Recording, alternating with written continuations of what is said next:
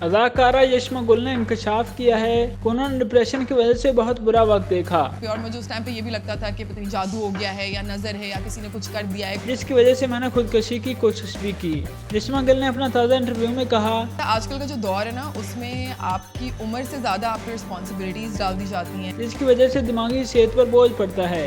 जब मुझे डिप्रेशन था उन दिनों मैं इस हवाले से इंटरनेट पर रिसर्च करती थी।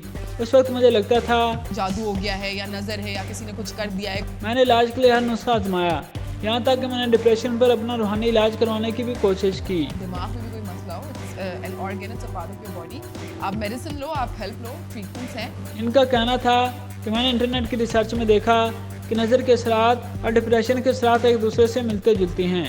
यशमा गिल का कहना था कि नज़र के असरात में इंसान बेउम्मीदी और डिप्रेशन और खुदकशी करने का सोचता है। मेरी ज़िंदगी में भी ऐसा वक्त आया था जब मैंने खुदकशी करने का सोचा था। इस लेवल पे उकसाना शुरू कर देता है कि बस खुद को मार दो, खुद की जान ले लो। और कोशिश भी की, लेकिन मेरा ईमान पुख्ता था, इसकी वजह से मैं डिप्रेशन से खुद को निकालने में कामयाब रही। If I will kill my self, you know, मैं उधर ही लटकी रहूंगी और मुझे तब भी सुकून नहीं मिलेगा। सो दैट यशमा गिल ने बताया कि मेरे बारे में अफवाहें फैलाई गईं कि मैं पहले मुसलमान नहीं थी बल्कि मैं ईसाई थी, क्योंकि मेरे नाम के साथ गिल आता है।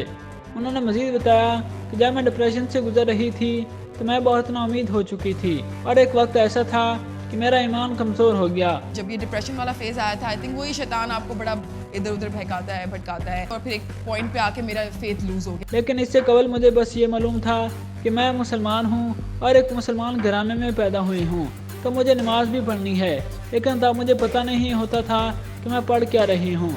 उन्होंने कहा कि मुझे मज़हब के हवाले से रहनुमाई दी गई थी, लेकिन मैंने अपने मज़हब को पढ़ा नहीं था। लेकिन डिप्रेशन से गुजरने के बाद मैंने मज़हब को समझने और पढ़ने की कोशिश की, जिससे मेरा यकीन मज़ीद मजबूत हुआ। एक सवाल के जवाब में यशमा गिल ने मज़ीद बताया, ये नहीं है कि उनको मर्द की ज़रूरत है, कंपेनियनशिप की ज़रूरत सबको है। बिल्कुल आप हज़रत आदम और हज़रत बीबी हवा की मिसाल ले सकते हैं, क्योंकि ये कुदरत का निज़ाम है।